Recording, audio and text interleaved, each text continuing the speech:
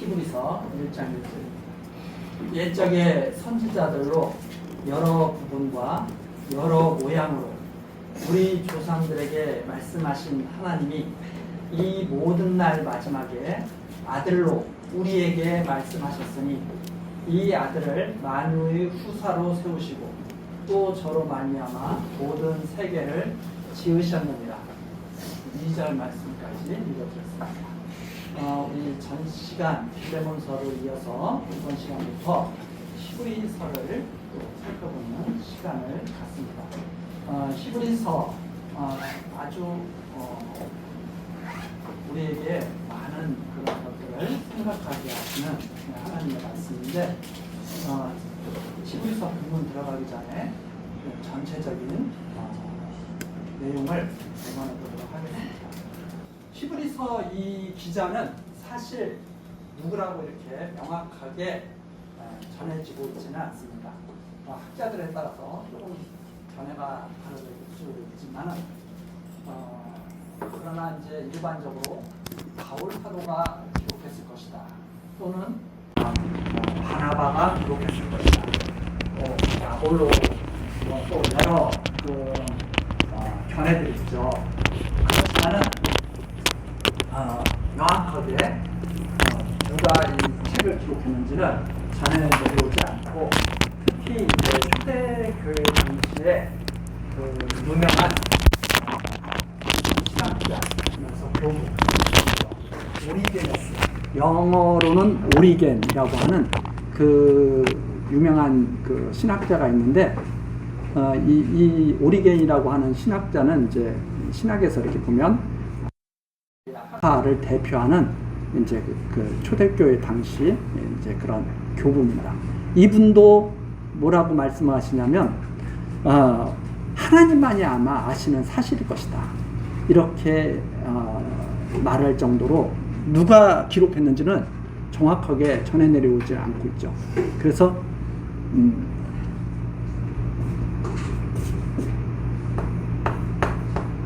기자 미상. 그러나 학자들에 따라서는 바울 사도일 것 같다. 또는 바나바일 것 같다. 또는 아볼로일 것 같다. 이런 이제 견해들이 여러 견해들이 있는 거죠. 그러나 누가 기록했는지 모른다고 해서 이것이 성경이 아니다 이렇게 말할 수는 없죠.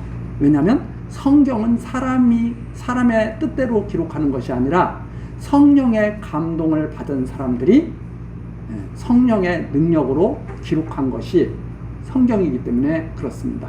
그래서 항상 말씀드리지만 성경은 기자지, 기록한 사람이지 저자, 창작물을 만들어서 이렇게 써낸 것이 아니다. 그래서 저자라고 하지 않고 성경 기자 이렇게 항상 말합니다. 바울 사도가 썼다고 해서 바울 사도의 저작물이 아니죠. 성령께서 바울 사도를 통해서 기록하게 하신 것이죠. 성령의 감동으로. 그렇기 때문에 누가 기록한지 명확하지 않다고 해서 이건 조금 권위가 떨어지는데 그렇게 말할 수는 없는 것이다. 이렇게 우리들이 정리를 하면서 넘어갑니다. 그 기록 연대는 이것 역시 정확하지는 않겠죠. 그러나 기록 연대는 주 64년에서 약 67, 8년경 이렇게 기록하지 않았을까 이렇게 생각합니다. 64년경에서 68년경 이 사이에 예루살렘이 주 70년에 멸망하게 되는데 그 예루살렘이 멸망하기 전에 기록되었을 것이다 하고 추측을 하고 있습니다. 왜 그런가 하면 이 히브리서를 읽다 보면 바로 제사 제도가 계속 시행되고 있는 그런 시기, 이런 시기로 이렇게 우리가 추측을 할 수 있기 때문에 아마 예루살렘 멸망하기 이전에 기록됐을 것이다 이렇게 생각하고 있습니다. 그 다음에 이제 두 번째 주제입니다.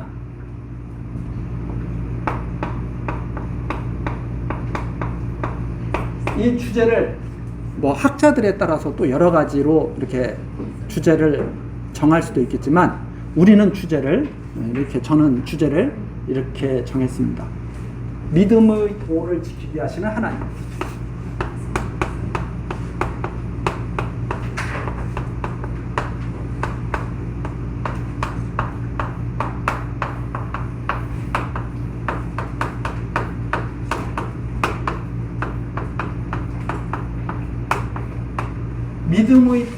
믿음의 도를 지키게 하시는 하나님. 하나님께서 믿음의 도를 지키게 하시는 것을 계시하신 말씀이다.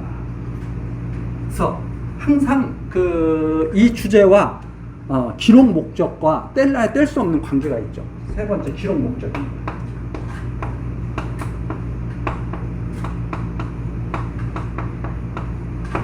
기록 목적. 왜 기록했느냐? 믿음의 도를 지키게 하시는 하나님을 깨달아서 경외하게 하시려는 것이 기록 목적이죠. 그러니까 이제 이 히브리서를, 예를 들어서 히브리서를 말할 때 이제 공동서신이라고 말합니다. 공동서신. 학자들이 이렇게 이제 분류를 한 거죠. 공동서신.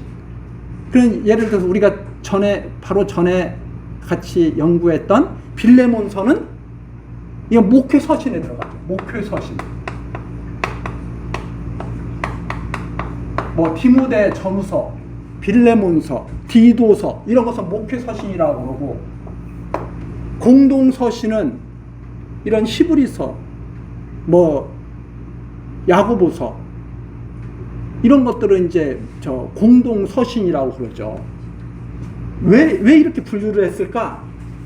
왜 이렇게 분리를 했을까? 물론 성경을 어떻게든지 좀 잘 이렇게 전해서 증거를 하겠다는 그런 뜻으로 이렇게 분류를 했겠죠. 그리고 신학교 가게 되면 이제 이런 식으로 배우는 거죠. 목회서신에는 뭐 디모데 전후서, 디도서, 빌레몬서가 있고, 공동서신에는 히브리서, 뭐 베드로 전후서, 뭐 이런 것들에 있다 해가지고 쭉 이렇게 가르치죠. 그럼 이게 무슨 뜻이냐? 목회서신은 목회자들에게 어떻게 하면 교회를 잘 가르치면서 인도해 나갈 수 있을까? 목회자들에게 도움이 될 수 있도록 하기 위해서 목회서신을 기록했다. 그럼 공동서신은 뭐냐? 어떤 개인이나 특정한 교회에 보내기 위해서 한 것이 아니라 모든 교회들이 다 공동으로 이걸 읽도록 하기 위해서 썼다. 이렇게 이제 해가지고 목회서신, 공동서신 이런 식으로 다 분류를 하는 거죠. 근데 제가 가만히 생각해 보니까 그 목회서신은 뭐냐? 목회자들을 위한 거예요. 쉽게 말을 해서. 공동서신은 뭐냐? 이거 목회자들만 위한 것이 아니라 공동, 그냥 무슨 에베소서 하면은 에베소서만 위한 것이 아니고 공동으로 이런 개념을 찾고 갔다 보니까 성경이 사실 목회자가 목회서신 열심히 읽어야 되겠죠. 다른 책보다. 그러면 성도들은 굳이 목회서신을 열심히 읽을 필요가 있을까? 성도들이 목회서신을 열심히 읽는다면 무슨 까닭일까? 우리 목사님은 목회서신에 나온 대로 교회를 잘 다스리나 안 다스리나 이거 평가하려고 성도들은 이걸 배우는 건가? 그런 건 아니죠. 그러나 이런 것들로 이렇게 분류를 해놓고 가르치면서 알게 모르게 성경을 갖다가 자꾸 통합시키는 게 아니라 주님 안에서 자꾸 우리들을 통합시키는 게 아니라 나눠지게 하는 거죠, 오히려. 그래서 저는 이런 것들을 이건 괜히 정말 오히려 쓸데없는 짓을 했다. 굳이 이런 거 붙이지 않아도 그냥 디모데서, 디도서 이렇게 해서 끝냈으면 되는데 굳이 목회서신, 공동서신 또 그런 거 있잖아요. 바울서신 또 이제 이런 뜻이죠. 바울서신. 그러면 꼭 바울이 쓴 거잖아요. 바울이 쓴 하나님 말씀이에요. 그럼 바울서신에서 바울이 어떤 것을 썼다. 거기까지는 좋아. 그런데 여기에서 뭐가 나오냐면 바울신학이라고도 나와요. 바울신학. 그게 뭐냐? 바울 서신에 보니까 바울은 이런 신학, 이런 믿음을 가지고 살았다. 바울 신학, 바울의 믿음은 이런 거였다. 그러면 베드로 전후서는 그럼 베드로 신학인가요? 야고보서는 야고보 신학인가요? 그런 거 아닌데 바울 서신 해가지고 성경을 잘 가르치려고 한 것까지는 좋은데 넘어가 버리는 거죠. 그렇잖아요. 아니 바울이 기록한 거, 바울이 기록한 성경은 여기까지다. 여기까지 딱 끝내야죠. 근데 그게 아니라 바울이 쓴 책을 연구해 봤더니 바울만의 독특한 신학이 있더라. 바울 신학. 한 하나님, 한 믿음, 한 주를 섬기면서 바울의 믿음 따르고 야고보 믿음이 따르고 베드로 믿음이 따르다. 이게 조금 이상하잖아요. 근데 자꾸 그런 식으로 나아가는 거죠. 오히려 다른 것이 있다면 하나로 모아야죠. 분리되는 게 아니라 나눠지는 게 아니라 온몸이 하나로 통일이 돼야죠. 통일이. 아니 몸을 자꾸 나누면 어떡할 거예요. 그래서 사실 우리가 지금은 우리 한의학은 원래 온몸 전체를 봤잖아요. 예를 들어서 눈에 이상이 생기면 눈의 이상이 문제가 아니라 우리 몸의 문제잖아요. 우리 몸의 문제. 그런 개념을 가지고 이제 한의학이 이렇게 있었는데 서양이 들어오면서 나누잖아요. 안과, 의과, 무슨 이제 별의별 과가 다 나눈다 이 말입니다. 그래서 나는 내 과만 잘 알면 돼. 그게 맞을 수도 있지만 그러나 결국은 마지막에는 통합돼야 된다. 그래서 지금은 병원 가도 그러잖아요. 내가 어디 팔다리가 아프다 그래도 모든 관련된 과들이 다 모여가지고 어떻게 치료를 하는 게 가장 좋을까? 서로 협력해가지고. 이 학문도 그렇죠. 학문도 나는 생물학 전공이니까 나는 생물학만 해. 나는 윤리학 전문이니까 나는 윤리학만 해. 이게 아니잖아요. 생물에 대해서, 생명에 대해서 생물학에서 연구를 한다고 그래도 이게 윤리적으로 어떤 영향이 있는가. 지금 인공지능 AI 시대가 왔다 이 말입니다. 이 AI가 과학자들만 관련된 게 아니죠. 윤리학도 여기에 관여를 해야죠. 어디까지 인정을 하고 어디까지 관여를 하고 이런 것들이 다 같이 논의가 돼야 되죠. 윤리학이 나는 AI하고 아무 상관없어. 이게 나 기계니까 나 이거 몰라. 나 이거 인공지능 이거 몰라. 나는 윤리만 알아. 이게 말이 안 되잖아요. 제가 왜 이런 말씀 드리냐면 지금 주제 하나님으로 통일돼야 된다. 하나님으로. 예를 들어서 디모데서에서는 어떤 하나님을 우리에게 말씀해 주시고 계시냐로 통일이 돼야지 이것은 목회자를 위한 책이야. 이것은 성도들을 위한 책이야. 그게 무엇을 가르치는 거예요? 어떻게 하면 목회를 잘하는가? 어떻게 하면 성도의 신앙생활을 잘하는가? 그런 부분이 하나님을 알다 보면 자연적으로 목회자가 맡은 일을 목회자는 알아서 하나님의 능력을 힘입어서 하게 되는 것이고, 집사는 집사의 일을 하나님의 능력을 힘입어서 하게 되는 것이고, 그렇지 집사 일을 어떻게 하라, 성도는 어떻게 신앙생활하라, 목회자는 어떻게 지도해라, 이거 가르치기 위해서 성경이 기록된 게 아니다. 기록 목적은 하나님을 깨달아 경유하게 하시는 것이 기록 목적. 그래서 기록 목적을 이렇게 한번 정리해 봤습니다. 성령께서 여기는 작자가 미상이니까 성령께서 히브리서를 기록하게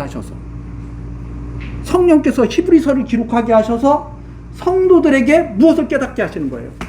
믿음의 도를 올바르게 지키도록 깨닫게 하셔서. 그게 성령께서 하시는 일이다 이 말이죠. 자, 그래서 성령께서 히브리서를 기록하게 하셔서 그릇된 유대주의의 그릇된 신앙, 잘못된 신앙을 경계하시고 온전케 하시는 예수만을 바라보는 올바른 신앙, 믿음의 도를 지키게 하시는 그 예수님이 바로 여호와 하나님의 언약의 말씀대로 오신 그리스도이심을 확증하고 믿게 하시면서 하나님의 영원한 은혜의 영광을 찬송케 하시려는 데 목적이 있다. 하나님을 찬송케 하시려는 데 목적이 있다. 즉 그리스도를 믿고, 쉽게 말해서 성령께서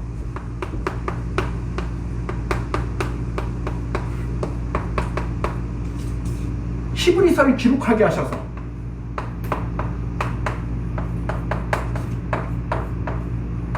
여기까지가 지금 히브리서를 기록하는 거예요. 성령께서 히브리서를 기록하게 하셔서 예수 그리스도, 예수가 그리스도이심을 믿게 하시고 하나님의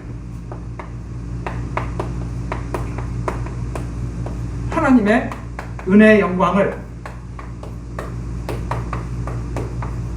찬송하게 하시려는 것에 목적이 있다. 하나님의 은혜의 영광을 찬송케 하시려는 것이 목적이다. 결국 모든 성경을 다 알고 나면 하나님의 은혜의 영광을 찬송하게 되죠.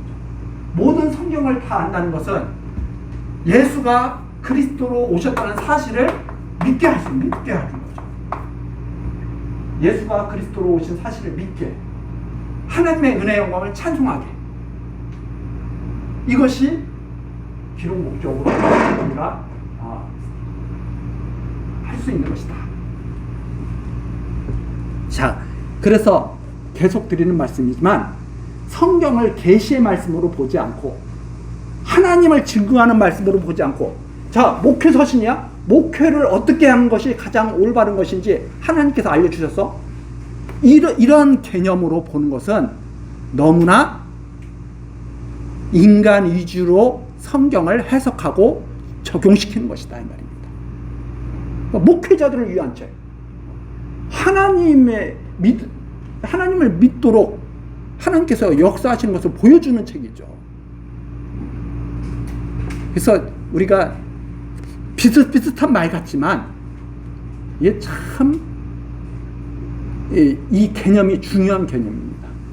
이걸 계시의 말씀으로 보느냐 교훈으로 보느냐, 결국 그거죠. 야, 신앙생활을 하려면 이렇게 해야 돼. 단순히 이런 교훈으로 봐야 되느냐, 이러한 올바른 신앙생활을 하도록 역사하시는 하나님을 계시하신 책이냐, 믿음의 도를 지키도록 하시는 하나님을 계시하신 책이냐, 내가 믿음의 도를 지키도록 하나님께서 지금 말하고 있는 것이냐, 말씀하고 계신 것이냐, 중요한 차이점입니다. 그래서 아까도 말씀드렸지만 그 오리겐이라고 하는 분도 있잖아요. 신학에 중대한 영향을 끼쳤어요. 근데 나중에는 이단으로 정죄를 받게 됩니다. 나중에 보면. 그러니까 이 오리겐이라는 분은 많은 올바른 그런 영향을 끼치기도 했지만 부정적인 영향을 끼치기도 했던 분이죠. 그래서 나중에는 결국 이단으로 정죄를 받는데, 이단으로 정죄받는 그 중요한 그 핵심적인 요소들이 여러 가지가 있어요. 근데 그런 것이 있습니다. 이분은 정말 신앙생활을 정말 올바르게 하기를 간구했던 분 같아요. 그래서 여자를 보고 의욕이 생기니까 자기 스스로 거세를 해버립니다. 그런데 언뜻 보면 대단하다 이렇게 보이잖아요. 다른 신학자들이 딱 보니까 저거 심각한 문제가 있네. 저거 잘못됐는데? 보통은 그렇게 생각하잖아요. 대단하다, 믿음 좋다. 그런데 다른 신학자들을 보니까 저거 심각한 저거 오류가 있구나. 여자를 보고 의욕이 생긴다고 자기 스스로 거세를 해버려? 이렇게 돼버리는 거죠. 또 하나 예를 들자면 이런 거 있죠. 하나님은 사랑이신데 어떻게 사람들을 지옥에 보내시는? 이분이 이런 사상을 사실은 갖고 계신 분이죠. 그래서 지금 그걸 보편구원설, 만인구원설, 그런 사상을 갖고 있었기 때문에 이분이 나중에 이제 이단으로 정죄를 받게 됩니다. 그러니까 이게 참 어려운 일이에요. 얼마나 신앙생활을 올바르게 잘하고 하나님 말씀대로 하기를 원했으면 자기 스스로 거절을 하겠어요. 그러나 그것이 이단적인 사상인데 이런 정죄를 받는. 제가 이제 간략하게 이제 그런 걸 말씀드리는 거예요. 계시의 말씀이냐 교훈의 말씀이냐 완전히 달라요. 우리가 다음 시간 그래서 그걸 가지고 본문에 들어가서 같이 살펴보도록 그렇게 하시겠습니다. 기도하시겠습니다. 은혜로우신 하나님, 오늘 또 우리들을 교회 학교로 모시고 히브리서 말씀을 연구할 수 있도록 은혜 베풀어 주시니 감사드립니다. 하나님, 우리들이 히브리서를 통해서 하나님께서 우리들을 올바른 믿음의 길로 인도해 가실 줄 믿습니다. 하나님께서 우리들을 지켜주실 것을 믿습니다. 성령으로 함께 하시고 끝까지 우리들의 나아갈 길을 인도하여 주옵소서. 예수 그리스도의 이름으로 기도드리옵나이다.